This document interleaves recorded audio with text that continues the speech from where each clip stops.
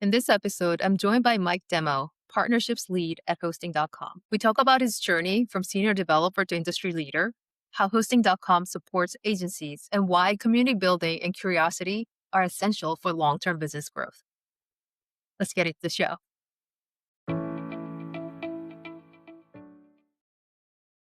Mike, welcome. My pleasure.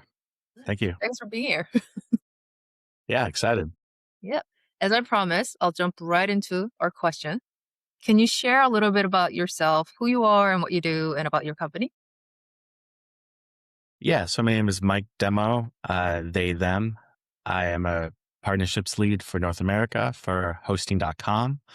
I've done everything from senior dev and agency to M&A, and now I work at a web hosting company, helping agencies and technology partners, kind of come together and figure out where they have needs and where we can add value.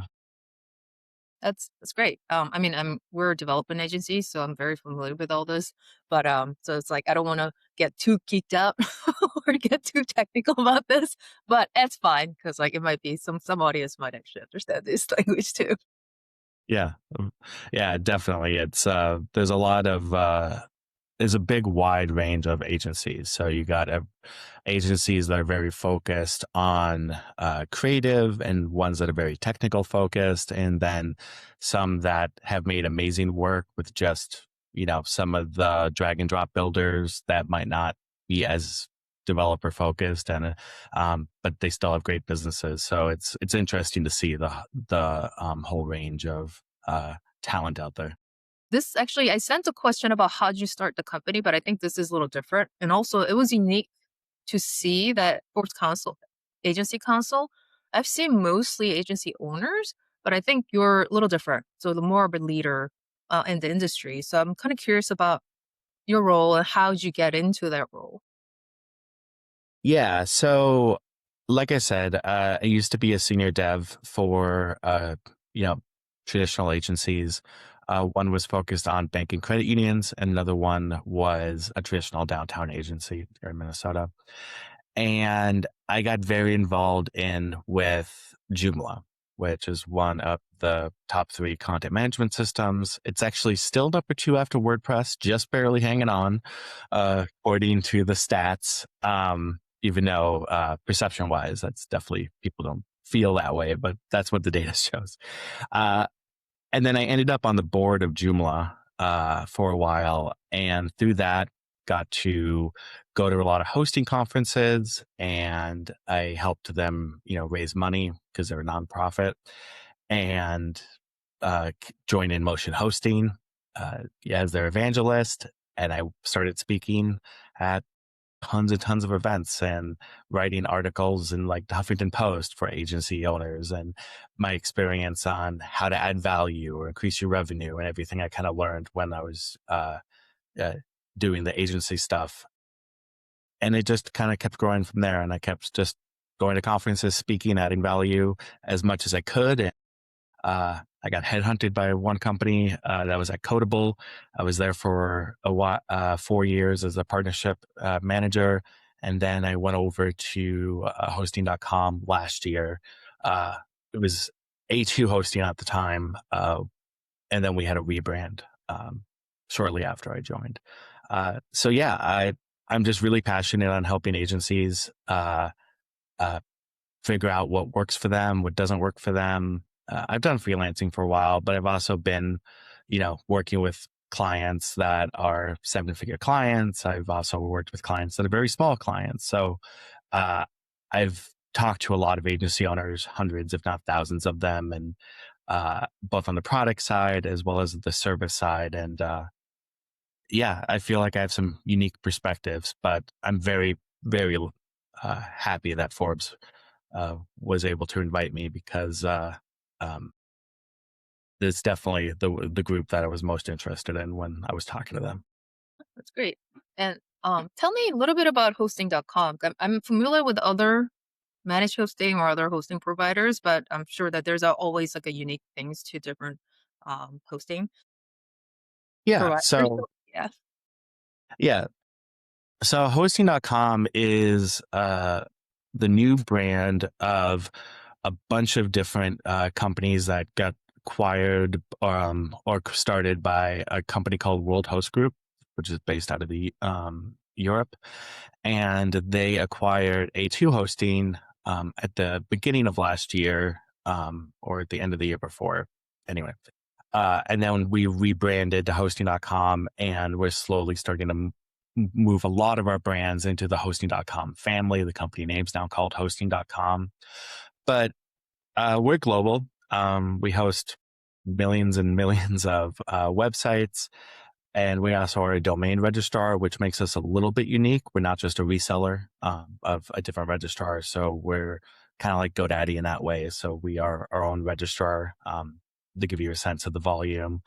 And we have everything from shared VPS, traditional managed offerings, as well as specialized offerings for like WordPress. We have our managed WordPress product, which is powered by Rocket.net.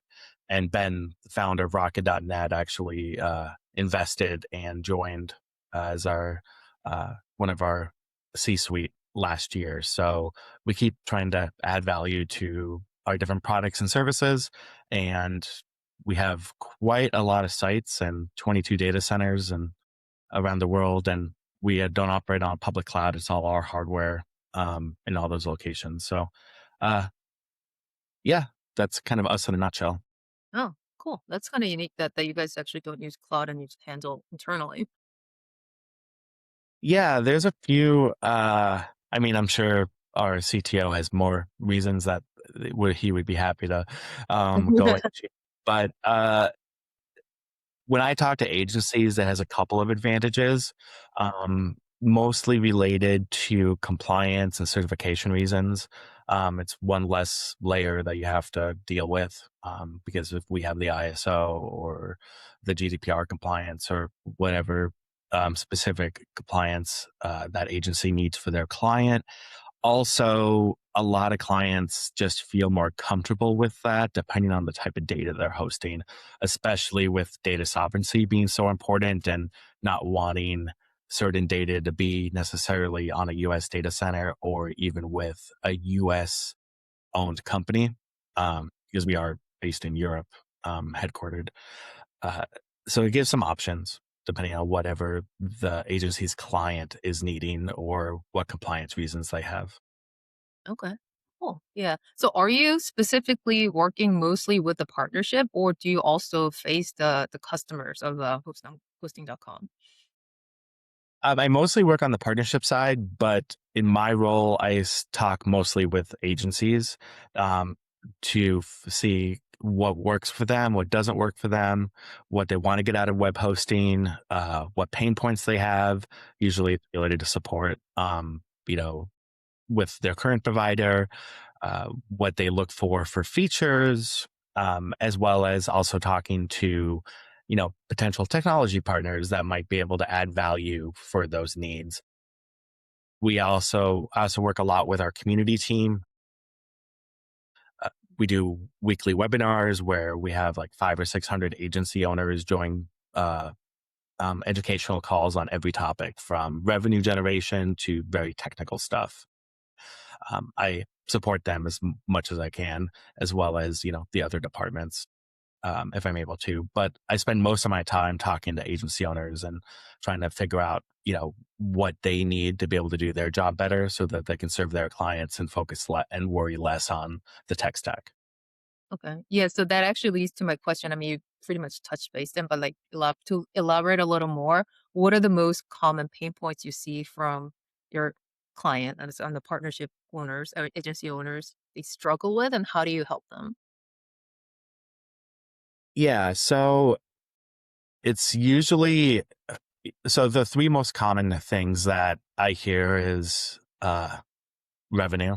So like, hey, agencies need more revenue or they need more clients. So that's something that is always at the forefront of a lot of agency owners' minds. Uh, I do whatever I can to, provide guidance and ideas and, strategies that might be able to help them there. Something that we do that's unique for our agencies that are on our hosting. there's some guardrails on this, but not that much. But we'll like help them write RFPs, for example, to help them win like larger deals and um, anything that they need there. So that's something that's pretty unique for us. Um, because at the end of the day, we only grow if they grow. I also hear a lot about support. Support is usually the number one um, reason I find that an agency might leave a provider or be frustrated, and understandably so, because if you're an agency, you usually know all the basic stuff, like you know the general stuff on how to operate the sites and reset passwords and things like that, and probably even restore backups if it's a normal situation, using whatever platform you're using. And so when you contact support, uh, you need it to be really good, and you need it to be fast and human. And so we've been investing a lot in that. I'm a point of contact. All of our agencies get a technical account manager, and we also have like a VIP lane for our agency owners. And for our specialized products like managed WordPress, we have a dedicated support team that is just engineers, like they are developers. They're not, so they understand like anything that you might need to deal with, like be it WP CLI or whatever.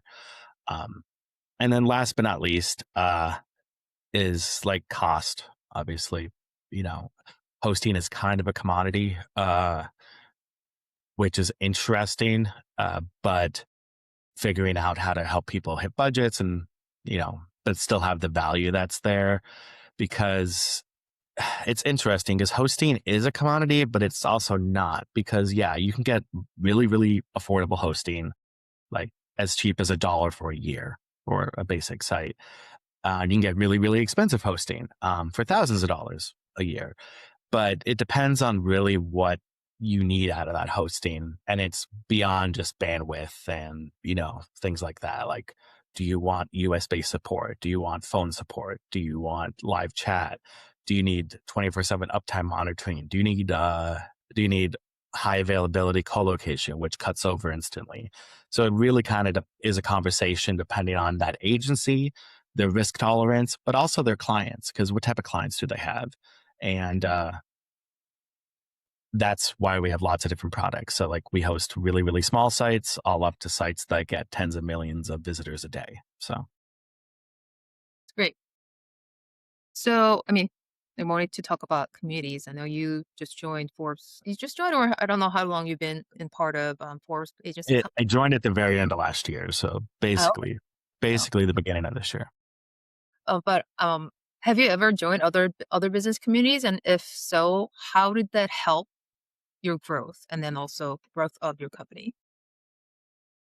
Yeah. So I've been a part of quite a few business communities, both in person and online. So things like the local chamber of commerce and uh, the BNI, lunch, breakfasts and lunches and things, as well as a lot of online groups. And I think my main superpower is just connecting with people and trying to talk to people and add value, even if they become a customer, great.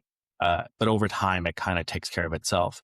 A good friend of mine, John Rampton, he's a contributor for like a lot of different news outlets, and he told me that he always tries to help anyone he comes in contact with and not ask for anything in return. And the reason for that is he tracks it, and he's like, for every 10 people I help, I'll earn 50,000 in business. For every 20 people I help, and then he's done it. So like, and he's done, sold 7-figure businesses, and he's like, on average, for every 300 people I help, I'll earn about $1.8 million. And he's tracked it back. And when I say help, it's more than just like, oh, it was nice meeting you, let me know. Like, he'll like go out of his way to like do an introduction or like anything he can to try to add value. And I even try to do that now with, people that I interact with. So it's really helped a lot because people remember that. They remember how you help. And then if, and that just kind of cascades. As far as different groups, I've done like different very niche communities and like the WordPress community or things like that. There's a group called Post Status if you're a WordPress agency that's very niche, or the Admin Bar, same similar idea. And they all have the same idea, the same kind of thing. You get what you put into them, and people value authenticity if you're just not trying to like pitch and sell. And it kind of works out over time. Uh, but you also are one person. So pick what communities make sense for you, pick what you're passionate a bit about. If there is an affinity group that you belong to, like out in tech, for example, because I'm LGBT, that's a great group that, maybe you'll be more active in an affinity group because you have a passion for that.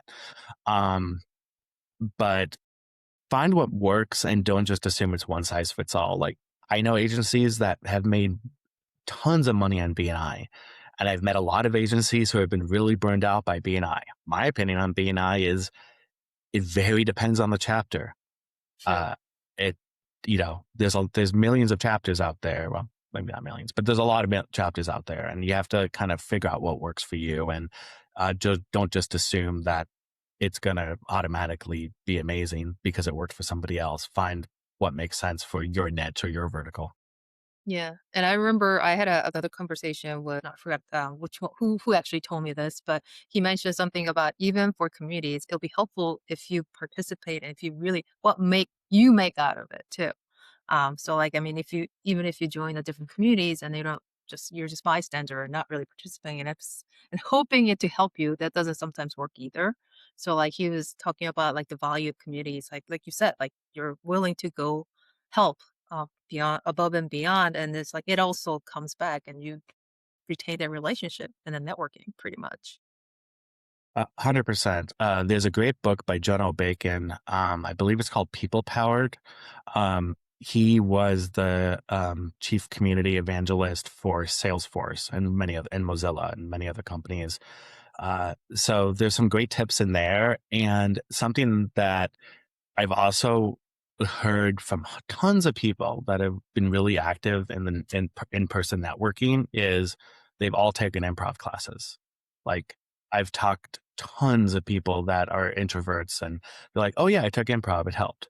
And so which is funny because I was actually going to post that in the public speaking group, which I believe is you're the leader of. So in the Force Agency Council. So uh, yeah, but find what works. If there's something you're passionate about, join that. Start there because you're more active to be involved with what you're excited about. It's interesting because I actually thought about taking those classes. Pravin actually put me out there to do that, and I got too scared, and I was like, "All right, maybe like one at a time. I'll practice and then get there eventually." So it's interesting that you brought that up too. Yeah, if you have check if there's a comedy sports by you that ends with a Z. They do improv for business, improv for networking. They do specific business focused improv classes. So it's not necessarily a traditional improv class where it's like you and a bunch of drama students. Not that bad, but I really like comedy sports because they have a lot of focused business tracks. And they've been doing it for like 30 years or something. Oh, that's amazing. Yeah, you definitely put that on the a post, and I'll also promote that and check that out as well. All right, so this is my favorite question. What would you say the one skill that is absolutely essential for business leaders, owners, or entrepreneurs? Be curious, you know, talk, read, talk to people, learn. I mean, I took a certificate course on AI with from MIT last year. You know, is that going to really matter for my career? Like having the piece of paper, probably not. But I learned a lot. Um, and just ask questions and dig in, and try to be as curious about technology and the market and your industry and your clients, and just to try to learn as much as you can. And it's funny because a lot of people are like, how do you know so much about so many different types of software? And I'm like, I just spend time reading and learning about it and playing around, and you know seeing what works, seeing what doesn't. And that also helps me when I talk to agencies if they have a pain point and they're like, "Oh, do you know a HIPAA compliant blah, blah, blah. And I'm like, oh, yeah, check out this. Even though, I might not use it, I maybe read an article about it. So I would say would be probably what I'd recommend is just stay curious and, uh, read and try to find lots of different um, things that from different angles beyond what you just think you might know to be true, because you'll usually find ideas and things that are different that are helpful. I'm smiling because that's the one skill I said I picked as a Yeah. essential. Yeah. Where can people learn more about you and how to connect with you? Yeah. So you can, X is where I'm most active on. So I'm MP Mike on X. You can also go to hosting.com and, you'll find my information on the agency page there. And you can always email me at mike.demo@worldhost.group. But if you just send me a DM on Twitter, that's probably the best way to get a hold of me, or find me on LinkedIn.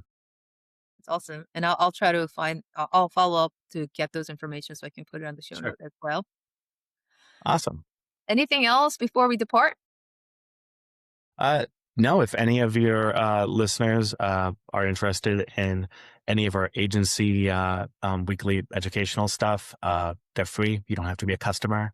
You don't. You can even opt out of marketing emails if you don't want to get those as well. So, posting.com/agency has all that full calendar. So, there's a lot of great value there, and we have a whole community team. So.